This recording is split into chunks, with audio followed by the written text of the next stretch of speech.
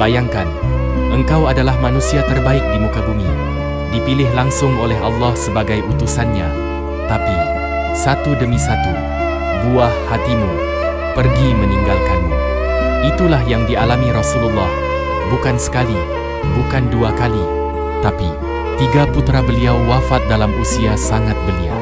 Ini adalah kisah tentang kehilangan yang paling dalam, ujian berat yang bahkan membuat para malaikat menangis. Putra pertama Rasulullah bernama Al-Qasim. Ia lahir di Makkah jauh sebelum masa kenabian. Itulah sebabnya Rasulullah juga dikenal dengan Abul Qasim, artinya ayah dari Qasim. Namun Qasim kecil hanya hidup beberapa tahun. Ketika baru bisa berjalan dan belajar bicara, ia jatuh sakit dan tak lama kemudian meninggal dunia. Kematian Qasim adalah luka pertama bagi Rasulullah dan Sayyidah Khadijah.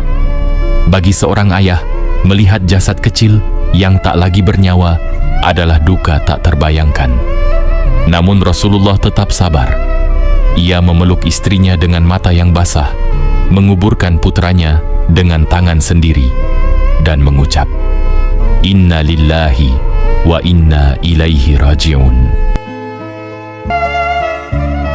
Beberapa tahun setelah wafatnya Qasim, Rasulullah kembali dikaruniai seorang putra. Namanya Abdullah, buah hati kedua dari Khadijah radhiyallahu anha. Ia lahir membawa harapan akan hadirnya penerus di tengah keluarga yang penuh cinta. Abdullah dikenal dengan 2 julukan, Thayyib yang berarti yang baik dan Tahir yang bermakna yang suci. Namun kasih sayang Allah menghendaki lain.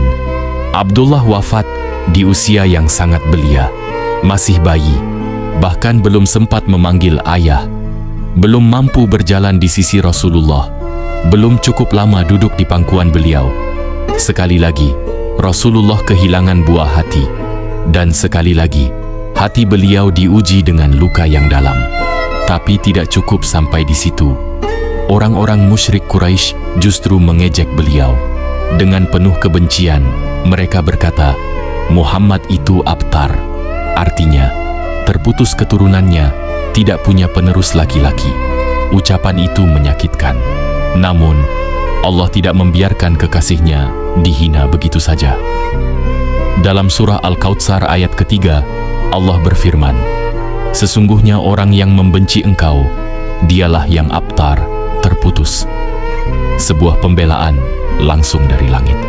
Sebuah kehormatan yang tak pernah diberikan pada manusia lain. Abdullah telah tiada. Namun dari luka-luka itu, lahir kekuatan dan keteguhan Rasulullah. Karena di balik kehilangan, ada hikmah besar yang ditanamkan Allah.